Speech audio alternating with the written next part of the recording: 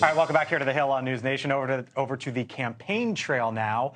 The Republican presidential hopeful Nikki Haley has New Hampshire to herself today, the only one there campaigning. She's the only one stumping as the former president and Governor Ron DeSantis are back in their home state of Florida. Now, with the New Hampshire primary 5 days away, Trump and Haley are ramping up their attacks. A vote for Nikki Haley this Tuesday is a vote for Joe Biden and a Democrat Congress this November, because that's what's going to happen. You can't do it. The reality is, who lost the House for us? Who lost the Senate? Who lost the White House? Donald Trump, Donald Trump, Donald Trump. Nikki Haley will win every single one of those back. Who's right there? A vote for Haley equals a Democratic Congress, or she's pointing out what happened in the rearview mirror, Ford? Donald Trump is going to win New Hampshire. He's the presumptive Republican nominee. And even if Haley were able to eke out New Hampshire, he's still going to win the nomination. Nikki Haley has a Republican primary problem in South Carolina, Mick state. She's down by 30. In the Nevada caucus, she's down by 50. In my home state of Florida, her and DeSantis are both down by 30. He is the nominee. The only question is when. And everything that Nikki Haley says is not going to matter one squat in about 2 weeks. Wow. So I guess you're just going to allow a guy who literally has... No, it's called the Republican primary. No, this is the thing. Republicans all, behind closed doors, they will admit that this is a guy who led a mob on the Capitol. Republicans were running for cover, and they're just going to allow him to take the nomination, though he should be held accountable. Because they... Yeah, I mean, there's voters. Because they don't stand up against him. They don't stand up for Nikki Haley, who's actually telling Nikki Haley, I love it when Democrats tell Republicans who they should vote for. I love nothing more. Nikki Haley is a Republican, and she is a Tea Party member. She is a real Republican. She's a real Republican. She's no question. She's not a liberal. But here's my point.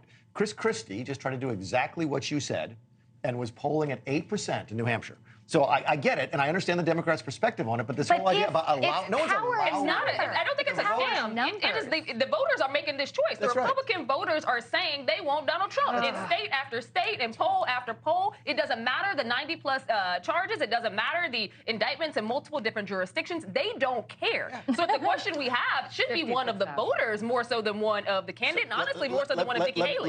They've made a decision. To my Democrat friends, let me flip it. How are you guys allowing somebody who's clearly got dementia. Oh, I agree. To be president. Okay, it's not dementia. I agree that he's old. I agree that he's very old, and that it would be good if we had. That's true. They're in the same class. But here's the trouble with this is. Donald Trump incited an insurrection, and then it's not an insurrection. He's not been charged with insurrection. Republicans went to Mar-a-Lago and were like, "I'm so sorry, we said these terrible things about you. Let me just." And we're still saying these awful things about Joe Biden. No, he's not been charged. He's not been charged with election in multiple states. He's not been charged with insurrection. And Fannie Willis is now about to get hit with her own RICO statute for making love to her prosecutor. She made That's some going mistakes. down a different lane. I don't want to go there right now. All right, so saw a photo earlier today, by the way. Pop it up onto the screen. This was in New Hampshire last night. Weather there, obviously, as you might imagine. And you can see in the photo, just take a look at it for a second. Take 5 seconds, process it here. And I want to go around the table. When you look at that, what do you see in that image? Johanna?